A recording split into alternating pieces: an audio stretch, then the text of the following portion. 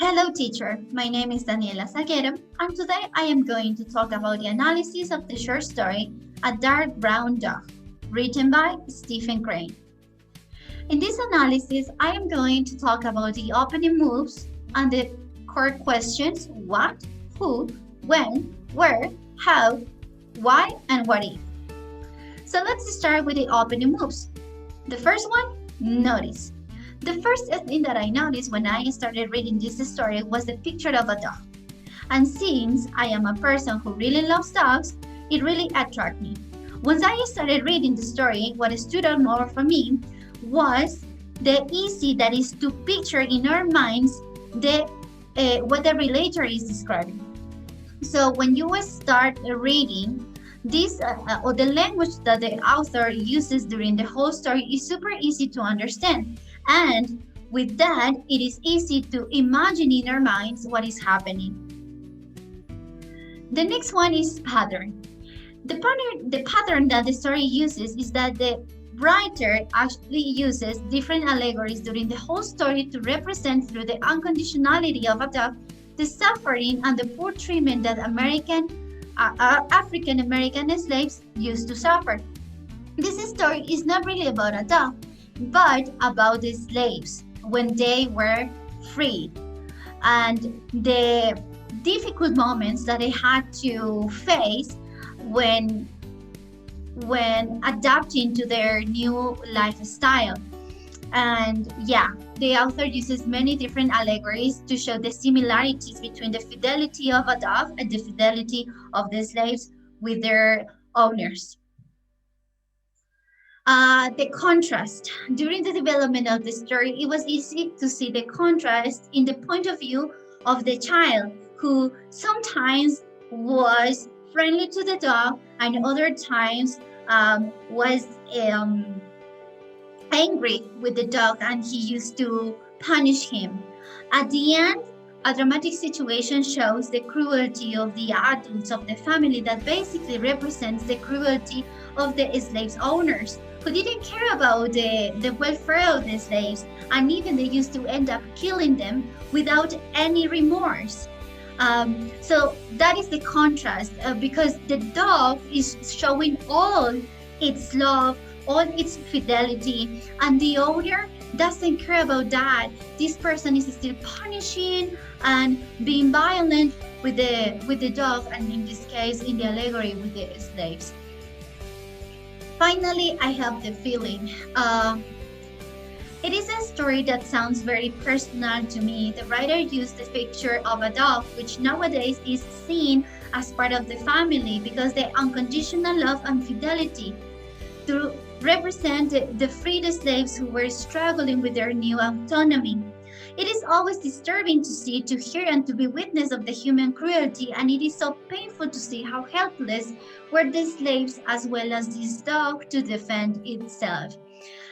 I was really sad when reading this story. First of all, because I love dogs, and second, because I could imagine the suffering of the slaves at that period of time, and it is kind of disgusting to see how cruel people can be. The feeling is like I want to do something to stop this because they cannot defend themselves. So if they cannot defend themselves, I want to defend them. I would like to defend the slaves, but it's impossible now. Let's start with the core questions. What? What is it about? The story is about a dog. The dog was walking with a leash. And at any point of the story, the dog faces with a child. This child starts to bother the dog, and at some times the child is affectionate with the dog. Finally, the child decides to take the dog to his house. But the family wasn't happy with that decision. However, they couldn't do anything because the child started to cry. So they decided to accept the dog in the house, but they were cruel to the dog. At the end, The father of the child was very angry and started to hit the dog. And finally, he threw the dog through the window and the dog died. However, the real matter of the story is an allegory to the fear, the struggle that slaves used to feel after being freed. As well as the dog, at the beginning the dog was free. It was walking through the streets, but it was with a leash. The leash represents the feeling of being captured, even though I am free. So this is the main idea. The fear that slaves used to have when they started to live their new life in freedom. What would you like to know more about? Well, the story provides a kind of simple language. It is kind of easy to understand, but there are some words that were kind of complicated, like cluttering, gazing, admonition. So there were these words and other words that I had to look for in the dictionary. And also I would like to know more about this vocabulary used in literary works. And also finally, I would like to learn about the end of the slavery in America. This is a topic that everybody knows in general, but nobody knows what really happened. So I would like to learn more about that. And finally, what kind of text is it? It is a short story, an allegory about the Jim Crow South during Reconstruction. The Jim Crow were some laws that were stated when the slaves were freed. And it is based on that. Who is addressing whom? Inside the text, everybody is demanding, proclaiming, crying, protesting, but they are not actually talking between each other. They are just all like talking. The narrator is not speaking to anyone in the story.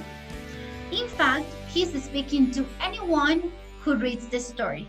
In other words, this is external conversation between the author and the readers. Where and when? As I said, this is an allegory to the Jim Crow South Reconstruction. So it is probably located in the streets of the United States, in a neighborhood, and in the child's house. And the text is narrated in the past tense, so it means that the story happened a long time ago. Actually, the author seems to recall facts as if they occurred hundreds of years ago. As I said, the story was probably written in the summer of 1893, many, many years ago, when the slaves were freed. How precisely it is done? Well, as I said before, most of the words are short and easy to understand. The author uses clear vocabulary and cohesion, so it is easy to understand. Besides, the sentences and paragraphs are clearly separated by commas and periods. In addition, the author uses images. This is perfect because you can imagine and you can see what is happening while you are reading. And the language is clear and very graphic, so if you cannot see the picture, you can picture it in your mind. Now, the visual layout and punctuation. The text is written in paragraphs. Sound effects and patterns. The tone is passionate, intense, and intimate. It can be macabre and nostalgic. The voice is active. It is kind of sad, as I said before. Kinds of words used. It is written in simple and clear language. It is informal. Kinds of word group. The words are short and long, but there are many complex words, especially for descriptions. So most of the text contains easy vocabulary words, but you can also see complex ones. Sentence types and structures. The text is made by short and long sentences, which are simple and complex, but many of them are complex sentences, and obviously they are statements. The overall cohesion and development. The text is written in simple past tense. It is developed in a narrative form. Also, the repetition of specific words refers to the main point of the text. And it contains logical connectors to keep similar facts together. Why? Why it seems to have been written? It seems to be have written to make feel and think and to disturb the reader.